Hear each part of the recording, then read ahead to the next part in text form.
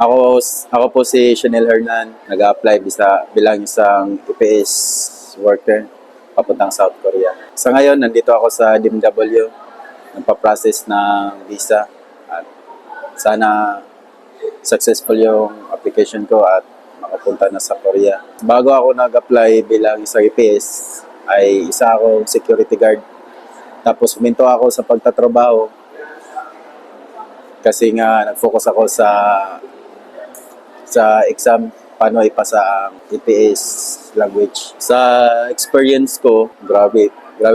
Sa ano pa lang, sa simula, yung registration, grabe, sobrang kaba po. Tapos, akala ko nga di ako makapasok, na umiyak pa ako nun, akala ko di ako makapasok.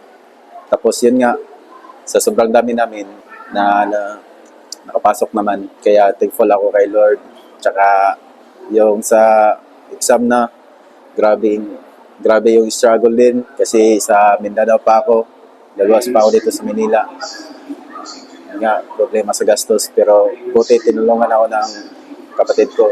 Tapos napasa ko naman. Tapos yun nga, na-hire ako nung December 24, Pasko. Yeah, I'm thankful talaga ako. Grabe. Sobrang saya. Ang mapapayo ko lang sa inyo is, go lang, push nyo lang yan, makakaya nyo rin. Hindi madali ang lahat, pero pag ginawa mo, may progress naman, may resulta. Kaya push nyo lang yan, ipasa nyo lahat, gawin nyo lahat, makakaya. Nagpapasalamat ako sa DMW Korean government kasi ito ay malaking tulong sa amin, especially sa akin na first timer mag-abroad.